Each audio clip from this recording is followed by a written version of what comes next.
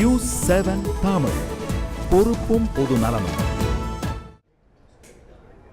பெருவில் நடைபெற்று வரும் சுற்றுச்சூழல் மாநாட்டில் லத்தீன் அமெரிக்க தலைவர்கள் ஐநா பொதுச் செயலாளர் பான் கி மூனை சந்தித்து பேசினார்கள். உலகை தற்போது அச்சுறுத்தி வரும் சுற்றுச்சூழல் பாதிப்பை கட்டுப்படுத்த தேவையான நடவடிக்கைகள் எடுக்க வேண்டும் என அப்போது அவர்கள் வலியுறுத்தினர்.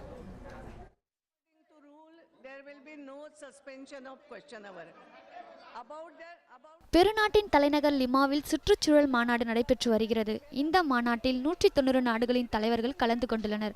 மாநாட்டில் ஐநா பொதுச் செயலாளர் பான் கி மூன், சிலி நாட்டு அதிபர் மைக்கேல் பசிலெட், கொலம்பியா அதிபர் ஜுவான் மானுவேல், அர்ஜென்டினா துணை அதிபர் அமோடோ மௌடோ உள்பட்ட ஏராளமானோர் பங்கேற்றனர். மாநாட்டின் போது பான் கி மூனை சந்தித்த ரேயான் என்ற சிறுவன் 22 லட்சம் பேரின் கையெழுத்து அடங்கிய புத்தகத்தை அவரிடம் வழங்கினான். சுற்றுச்சூழலை பாதுகாப்போம் என்ற கோரிக்கையை வலியுறுத்தி கையெழுத்து பெறப்பட்டதாக ரேயான் தெரிவித்தான். உலகம் முழுவதும் 22 லட்சம் பேரிடம் கையெழுத்து வாங்கியுள்ளேன். சுற்றுச்சூழலை பேணி பாதுகாக்க வேண்டும் என்பதை வலியுறுத்தவே கையெழுத்து வாங்கினேன்.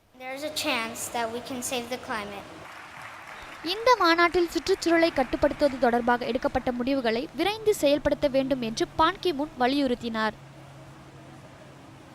Let's make Lima COP20 a place. லிமாவில் நடைபெற்று வரும் இந்த மாநாடு வரலாற்று முக்கியத்துவம் வாய்ந்தது. உலகை முன்னேற்றும் குறிக்கோளுடன் இந்த மாநாடு நடைபெற்று வருகிறது. இதற்கு ஐநா உறுதுணையாக துணை நிற்கும். இந்த பணியில் ஐநாவும் தன்னை இணைத்துக் கொண்டு பாடுபடும்.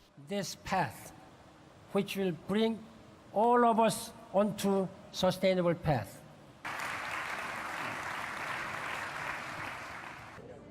இதற்கிடையில் அடுத்த சுற்றுச்சூழல் மாநாடு பாரிஸில் அடுத்த ஆண்டு நடைபெறும் என்று அறிவிக்கப்பட்டுள்ளது.